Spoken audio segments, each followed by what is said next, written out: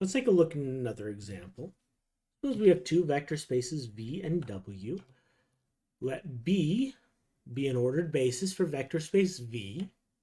Let C be an ordered basis for vector space W. We're going to define a linear transformation from V to W. We're going to define it in terms of what the transformation does to the basis vectors of vector space V. So we know what T of V1 does. We know what T of V2 does. Notice we are expressing the output as a linear combination of the vectors of basis C, which is a basis for vector space W. Okay, we want to find the matrix for linear transformation T with respect to bases B and C.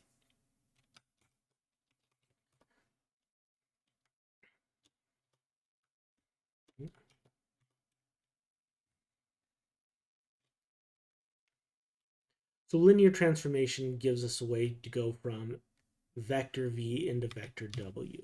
I'm sorry, vector space V into vector space W.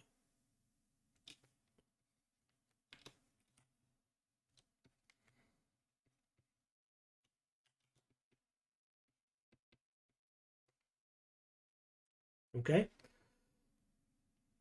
What we want to find, though, is the matrix for T with respect to bases B and C. So what we want to do is we want to look at the isomorphism from vector space V into vector space R2, and the isomorphism from vector space W into vector space R3. And I know there are R2 and R3, by the way, because of the dimension of V and W. V has basis B, which has two vectors in it, so V is dimension 2, so it's going to be isomorphic to R2. C has three vectors in it, so vector space W is dimension 3, and so it's going to be isomorphic to R3. Okay, what we want to do is we want to find a matrix transformation that goes from R2 to R3 that is going to be equivalent to matrix T, going from V to W. But here, it will be a matrix transformation. So we want to find the matrix of the transformation, all right? So we know about V1 and V2 in vector space V. We know T of V1 is equal to, what was it? W1 plus 5W2 plus 4W3. And the transformation on V2 is going to be equal to negative 5W1 minus 2W2 plus 3W3. And these are just given to us in the problem. Okay? Okay, so what we want to do now is we want to find the coordinate vector of each of these vectors with respect to basis B.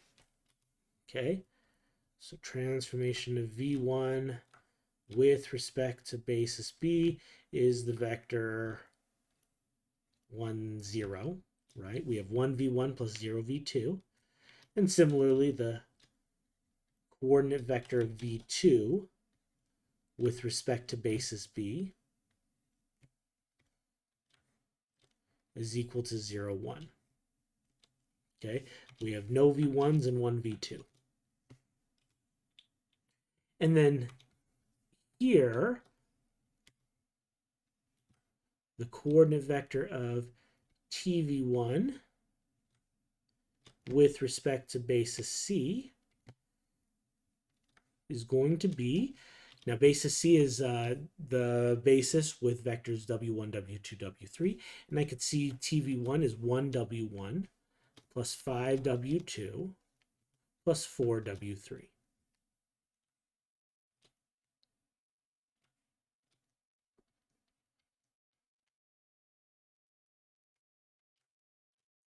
Similarly, the transformation on V2, the coordinate vector of this vector with respect to basis C is -5, -2, 3.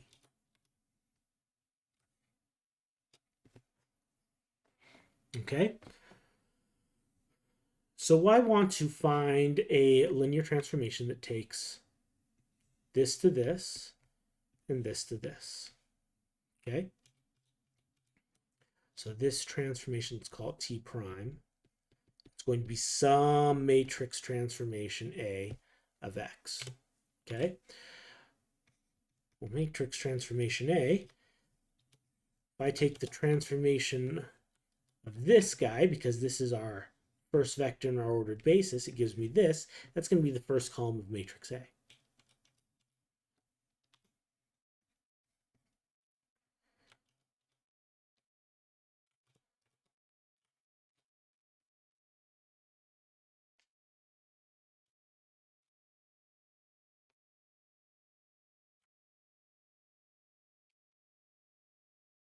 And similarly, since this is one of the vectors in basis B, the transformation of that vector, if we take the coordinate vector of that with respect to basis C, that's going to be the second column of matrix A.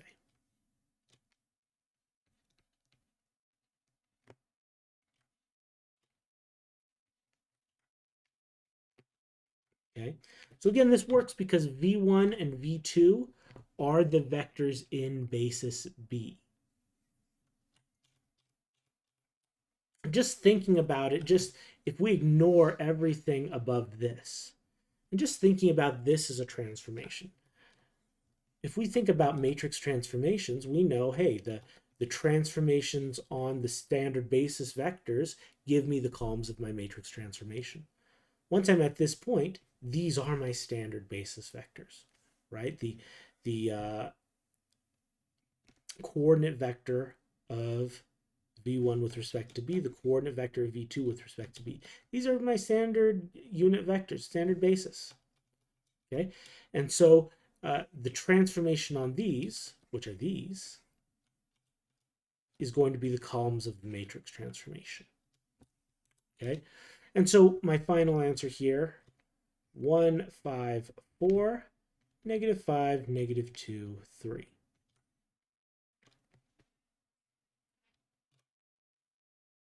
So that's the matrix of the transformation with respect to bases B and C. Notice it looks like a lot of work, and it is a lot of, you have to think carefully about the process. Okay, but notice in this case, because it's telling us exactly what the transformation on the vectors in the basis are, the columns of the matrix just correspond to the coefficients of the transformation. So T of V1, the coefficients were 1, 5, 4. Well, hey, that's just the first column of my matrix. Okay, transformation on V2, the second basis vector of B. The coefficients are -5, -2, 3. Those are the values in the second column of the matrix.